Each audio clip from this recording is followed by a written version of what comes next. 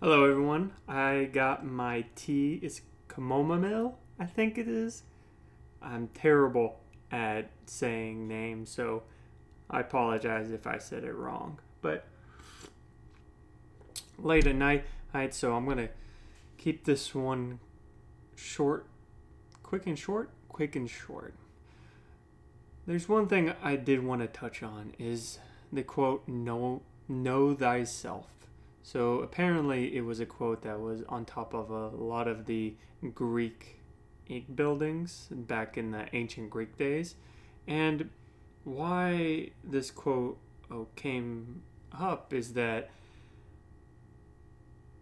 I think most people don't know themselves, but also it's incredibly hard to know yourself.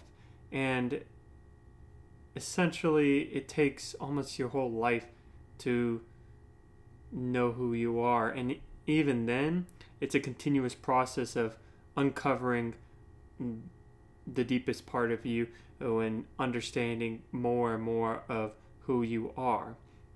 Now, a couple of things on that get in the way. Hey, so two major things that get in the way from knowing yourself is your all external stimuli, but also external material. Also, worried about how much money you're getting and the new car you want.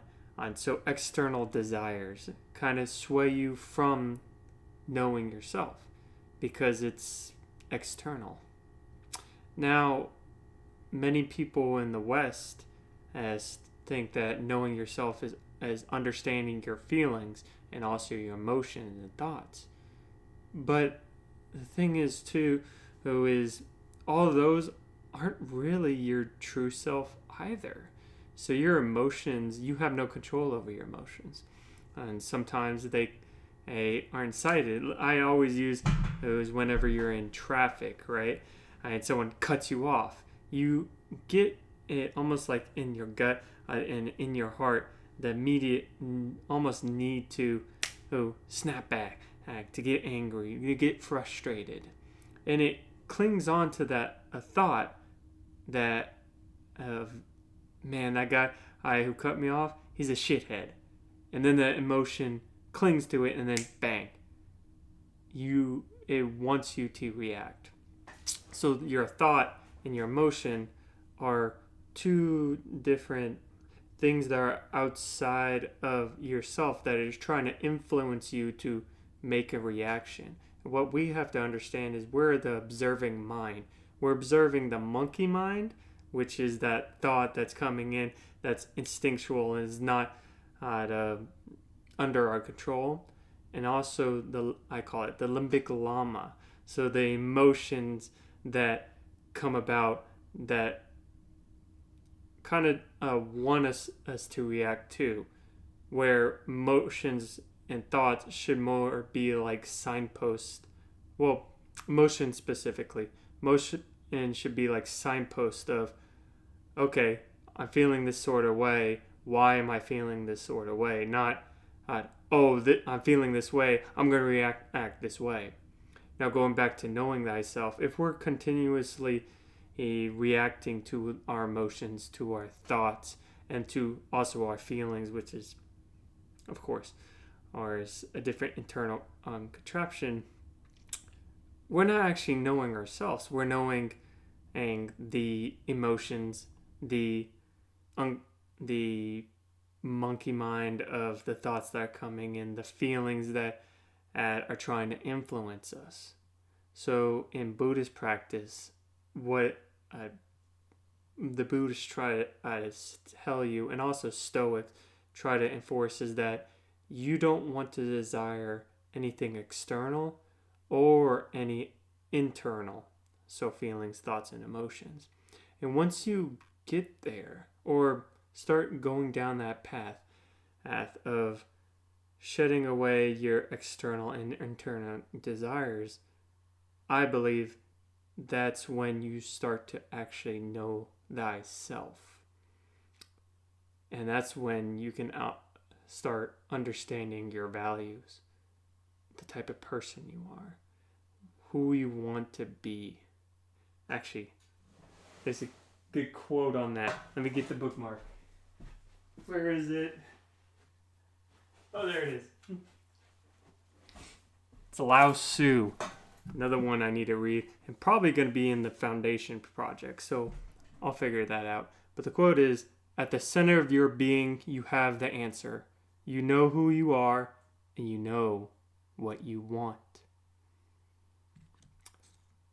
So one tool that I found that really helps me kind of shed that desire and start understanding the type of person I want to be was meditation.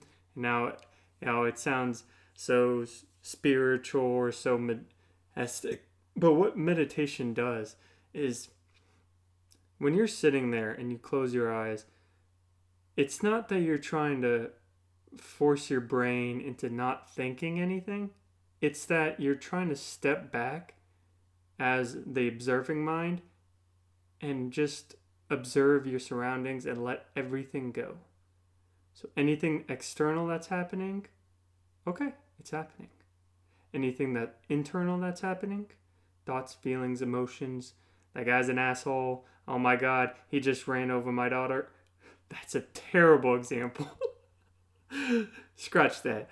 Just anything that's happening, it's more you're observing those internal processes and external processes. And once you do that, you get into the present moment. And all that matters is what is happening now.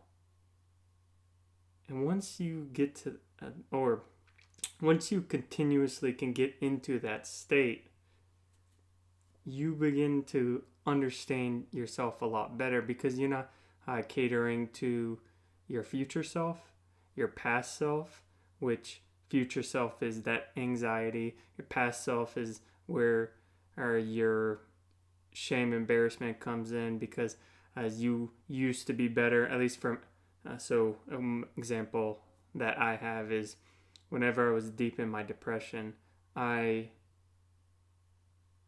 would look back at all the 6 years of writing I did, of 3 hours a day, and I would look at my present self and think, oh my goodness, I can't even remember my phone number.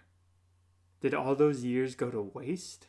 Am I meaningless? Did I waste all those years? Well, that's where the depression sets in. But that's what depression helps you with, is staying in that present moment. And once you get into that present moment and able to continuously get into that present moment, you start to begin to understand what your present self wants.